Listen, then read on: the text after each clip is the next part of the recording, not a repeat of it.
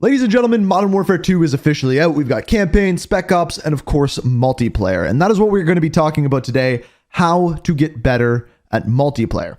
This game is tough. It's a very fast time to kill. The maps are very different than previous Call of Duty games. And on top of that, some of the weapons are a little bit tricky to get used to. So I thought I would make a video giving you guys 10 tips that will immediately help you improve and become a better Modern Warfare 2 player. I try to do this every year, but this year has some far different tips than what I would normally give for a Call of Duty game. For many reasons. The minimap's different, the guns are different, time to kill is different. So that means you're going to have to change up your playstyle a little bit, and you'll see what I mean when we dive into the tips. Now, before we do that, speaking of playing well, let me tell you about today's video sponsor. Now, I know a lot of you who watch my videos are content creators yourself or streamers, and that is why today's video is sponsored by Sizzle.gg. And on top of that, if you stay tuned to the end of this segment, you're going to see a way to get your hands on a Modern Warfare 2 related giveaway as well. Now, Sizzle.gg has been a partner of the channel for a while now, but if you don't know what they are, essentially they are a website that you can go to, no download, no software required, and get your hands on action-packed highlights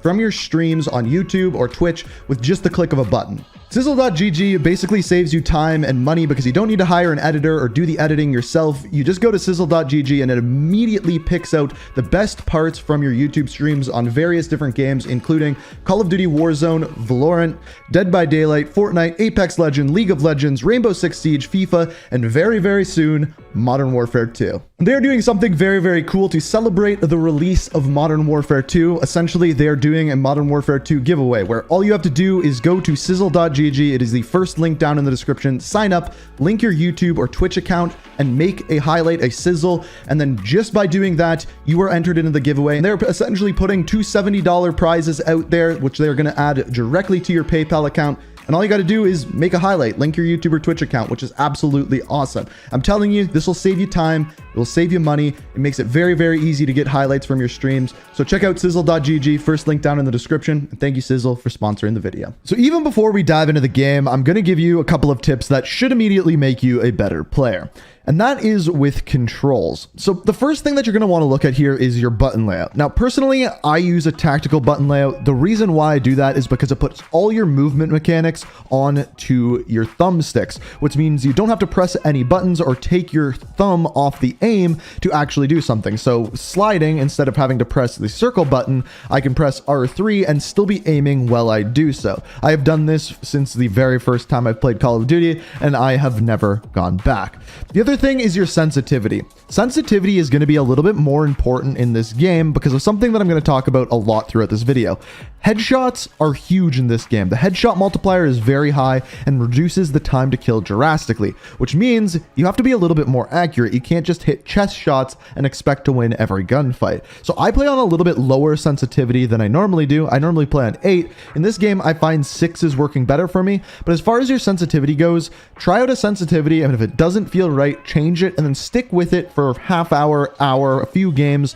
You'll get a feeling for what feels right for you, and every player is going to be different here. Now, the other thing is aim assist. So aim assist that I use is default aim assist type, and then my aim response curve, I use dynamic. The reason why I do that is it just feels a little bit smoother. It's what the pros use, and if you haven't tried it out yet, I very highly recommend it. The next thing I wanted to talk about is weapons. Now, this is a tough one in this game because, as I just mentioned, headshots are very, very important, which means accuracy is very, very important. Which means time to kill on a weapon might not be the most important stat to pay attention to. It might actually be recoil or aim down sights time, because the first person to aim at a head is generally going to win a gunfight. Now, if you're newer to the game, you're going to want to either stick to probably an assault rifle or an SMG, depending on the map that you're playing on. What I've had a lot of success with, and what I've seen a lot of my friends use, is first of all the M4, which you have right away, but the cast-off weapon tree has a lot of really good weapons, so that would be the one that I would try out secondary.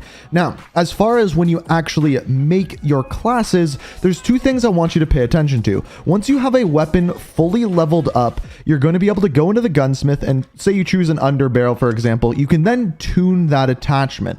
As you can see here, I can make it so the hip recoil control is way higher or the walking speed is way faster.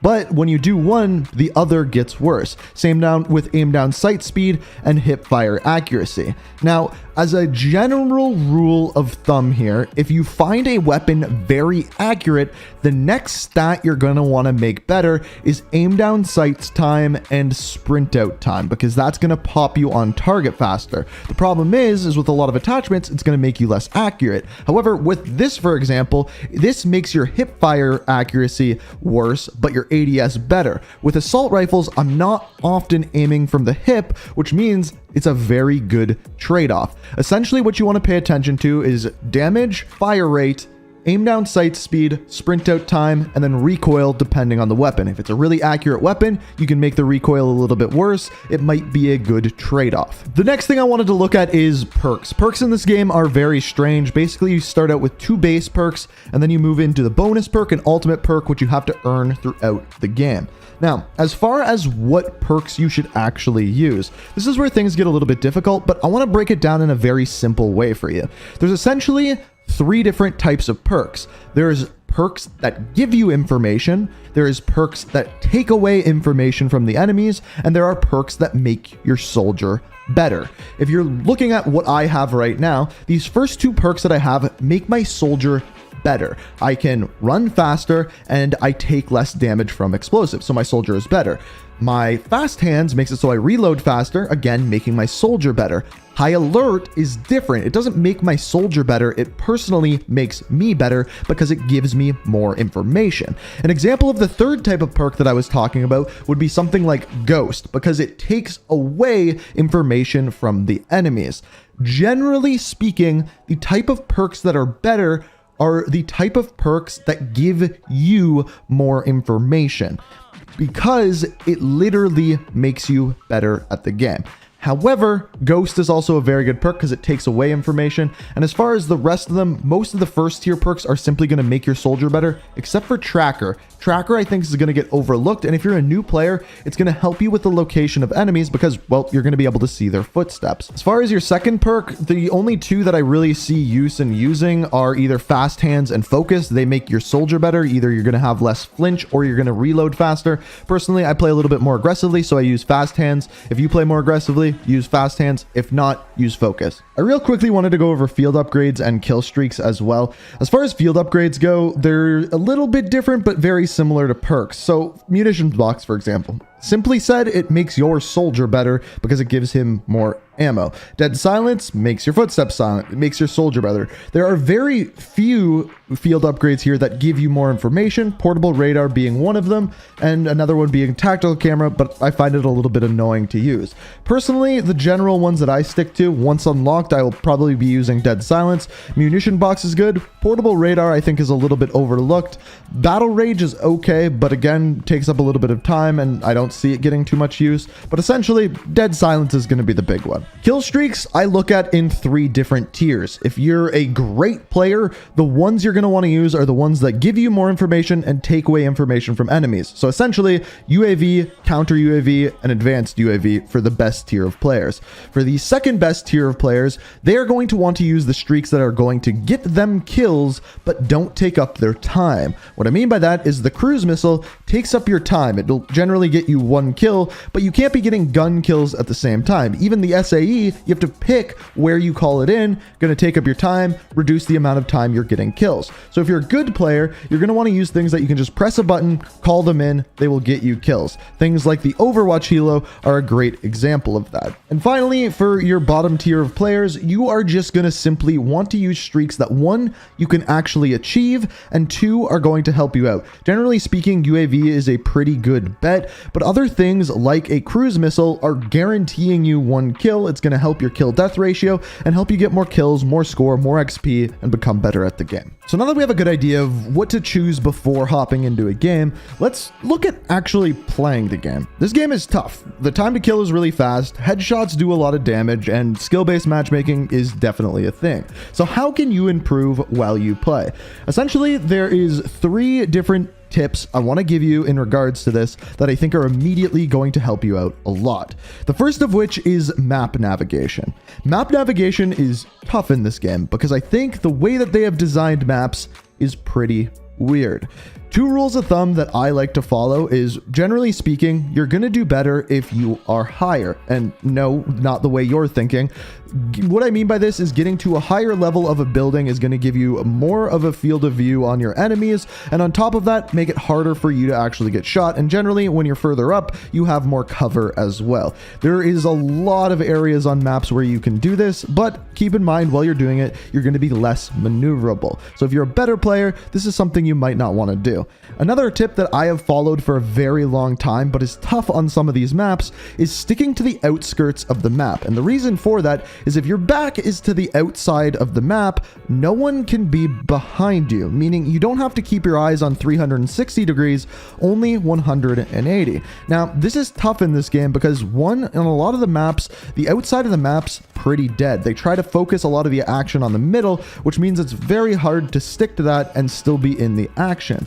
Aside from that, the other maps sometimes are in really close quarters, you can't flank, and being on the outside is actually at a disadvantage. So the way that Modern Warfare designs their maps is with power positions in mind. Positions that you are generally up above people, looking over top of people, that will give you an advantage that you can control. There'll generally be 2 to 3 lines of sight out of these, and they will be looking over the very highly populated areas of the map. The problem you're going to have to deal with is a lot of grenades being thrown your way, and of course that higher action. Now, another reason why map navigation is a little bit tougher within Modern Warfare is because the way they do the mini-map. When people fire their weapons, they don't show up on the mini-map. Silencers don't matter because of this, but there's a couple things you can pay attention to that'll make this a little bit easier. First of all, you can still use your minimap in a way. Pay attention to where your teammates are, and if one of your teammates has recently died or disappeared from the minimap,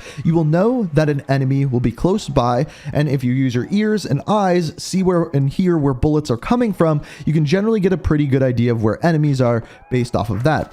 The other thing, and one thing that I think is very overlooked, is the compass at the top of the map. The compass still shows red dots of enemies who are firing their weapon. So it won't give you their exact location, but it'll give you a direction. And if your map knowledge is good enough, you can generally have a pretty good idea as to where those enemies are going to be. The last thing, and one thing that people are going to have to learn, get better at, and improve at throughout this game are footsteps. They have changed the footstep audio since the beta. It's a little bit more quiet, but they're still very loud. And with the lack of red dots on minimap, it's something that you're going to need to pay attention to. This has made oodles easier if you have a headset. Now, back in the day, you used to have to spend like $300 on a decent headset in order to be able to hear footsteps well. Now, generally speaking, most headsets you can buy are really going to help you out, some of which are like $50. So if you don't have a headset, I would invest in one. And then you need to start paying attention to footsteps. Listen to the surface people are walking on, listen to the speed and direction, and immediately you'll be able to tell where some of the enemies are. This is much easier to do while standing still, but hey, I don't try to camp, so I'm not doing that very often. It's definitely a learned skill and one you're going to have to get better at, and basically the only thing on this list that is not going to immediately help you out. It's going to be something you have to learn and get better at. But essentially, that is the list. A list of things you can immediately change and do to make you better at Modern Warfare 2, improve that kill-death ratio, make you have more fun, and hopefully it helped you out. If anything on there did, be sure to hit that like button. If you're new to the channel, make sure you subscribe, turn notifications on to stay up to date with everything Modern Warfare 2, Call of Duty, Warzone, everything like that.